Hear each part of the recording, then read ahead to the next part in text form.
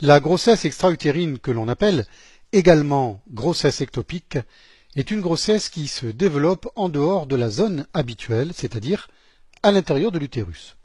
Autrement dit, la grossesse extra-utérine se définit comme une grossesse qui se produit au bon moment, mais au mauvais endroit. La grossesse extra-utérine concerne environ 2% des grossesses, mais ce chiffre va en augmentant depuis quelques années puisqu'elle a triplé ces 10 dernières années. Il est important de dire que cette pathologie, quand elle n'est pas diagnostiquée à temps, représente entre 5 et 10% des causes de décès chez la femme enceinte. Cette partie de l'animation nous montre le trajet normal, c'est-à-dire le trajet habituel qu'effectue l'œuf fécondé par le spermatozoïde pour aller s'implanter au sein de l'utérus. Voici maintenant le trajet que fait l'œuf, toujours fécondé par le spermatozoïde, mais cette fois-ci en cas de grossesse extra-utérine, c'est-à-dire de grossesse ectopique. Nous constatons que l'œuf s'arrête au niveau de la trompe au lieu de poursuivre son trajet jusque dans l'utérus. C'est ici qu'il va grossir pour aboutir à la formation d'un embryon et éventuellement ensuite d'un fœtus. Au cours de la grossesse normale, le spermatozoïde pénètre dans l'ovule pour le féconder et ceci se déroule à l'intérieur de la trompe de Fallope. Ensuite, l'œuf fécondé, dans la trompe, rejoint normalement l'utérus où il s'implante. Dans la grossesse extra-utérine, tout commence de la même manière. Mais au lieu de s'implanter dans l'utérus, l'œuf fécondé va s'implanter dans une trompe de Fallope, ce qui est très dangereux puisque cela entraîne tout d'abord une distension de cette trompe, puis éventuellement un éclatement avec hémorragie et infection, si le diagnostic n'est pas fait suffisamment tôt, bien entendu. On peut se demander pour quelles raisons certaines femmes font plus de grossesses extra-utérines que d'autres. Une des causes est le ralentissement du mouvement des cils vibratiles qui tapissent l'intérieur de la trompe de Fallope. Une autre cause de l'absence de progression de l'œuf fécondé à l'intérieur de la trompe de Fallope sont les cicatrices qui résultent soit d'une opération chirurgicale, soit d'une infection, soit des deux à la fois. L'infection la plus fréquemment en cause dans la survenue de cette pathologie est chlamydia.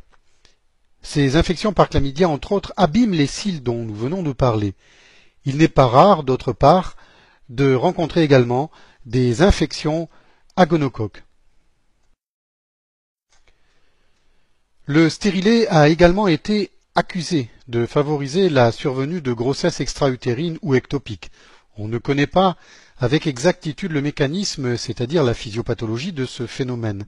Il semble que la modification de la muqueuse de l'utérus, c'est-à-dire des cellules qui tapissent l'intérieur de cet organe, l'endomètre, puisse retentir sur les cellules qui tapissent l'intérieur de la trompe de Fallope. Voyons maintenant une autre cause de survenue de grossesse ectopique, la procréation médicalement assistée, autrement dit la fécondation in vitro, et le transfert à l'intérieur des trompes de Fallope des gamètes. Ceci multiplie par 2 le risque de survenue de grossesse extra-utérine. Le tabac a également été accusé de favoriser la survenue de grossesse ectopique. Citons d'autres causes. La micropilule, certains traitements, les antécédents de grossesse extra-utérine, la chirurgie de la stérilité et l'âge maternel. Effectuons un zoom sur la portion de la trompe concernée pour mieux comprendre le processus de la grossesse extra-utérine. Une fois à l'intérieur de la trompe de Fallope, l'embryon augmente de volume. La trompe, consécutivement, qui contient l'embryon, à son tour également, se distend au fur et à mesure que l'embryon grossit. Nous voyons ici en transparence l'embryon positionné à l'intérieur de la trompe de Fallope. Si le diagnostic n'est pas effectué à temps, cet accroissement anormal de la trompe de Fallope risque d'aboutir à un éclatement de celle-ci et consécutivement à une hémorragie suivie quelquefois d'une infection. Les symptômes survenant au cours de la grossesse extra-utérine sont avant tout des douleurs abdominales, mais surtout des hémorragies utérines qui surviennent après un retard de règles de 3 à 6 semaines le plus souvent. À la différence des règles, ces saignements sont de couleur foncée et liquide comme de l'eau, parfois décrits comme ressemblant à du jus de pruneau. Quelquefois, mais plus rarement, la grossesse se poursuit plus longtemps, l'embryon continuant alors son développement à l'intérieur de la cavité abdominale. Le diagnostic de la grossesse extra-utérine est assuré par deux examens essentiels, le premier étant le dosage à l'intérieur de l'urine et du sang d'une hormone que l'on appelle l'hormone gonadotrophine chorionique ou HCG, sécrétée par le chorion ou le placenta, qui sont les organes permettant de nourrir l'œuf. Un taux le plus souvent inférieur au taux correspondant normalement à l'âge gestationnel est la règle.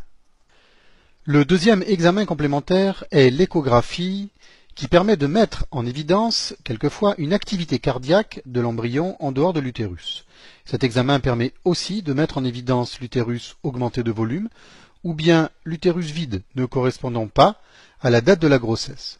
Quelquefois l'échographie met également en évidence un épanchement de sang dans le cul-de-sac de Douglas, une image anormale des trompes et des ovaires ou un épanchement de sang à l'intérieur de la trompe de Fallope associé à une absence d'embryon. Abordons à présent le traitement. La grossesse extra-utérine aboutit dans tous les cas à la mort du fœtus. En effet, l'anatomie des trompes n'est pas prévue pour permettre le développement d'un embryon et d'un fœtus. De ce fait, celle-ci ne peut être menée à terme ou du moins suffisamment loin pour que le fœtus ait une chance de vivre. Rappelons que la grossesse extra-utérine est l'une des principales causes de mort au cours du premier trimestre. Dans un premier temps, il faut tout tenter pour préserver la trompe. C'est la raison pour laquelle il est tout d'abord essayé un traitement par du méthotrexate, c'est-à-dire un médicament qui permet de mettre un terme à la grossesse. Ceci se fait sous contrôle des dosages hormonaux dont nous avons parlé précédemment.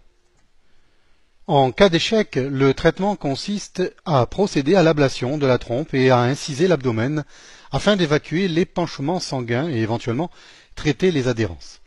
La cœlioscopie et la cœliochirurgie permettent d'éviter les incisions importantes et la visualisation de l'intérieur de la cavité abdominale.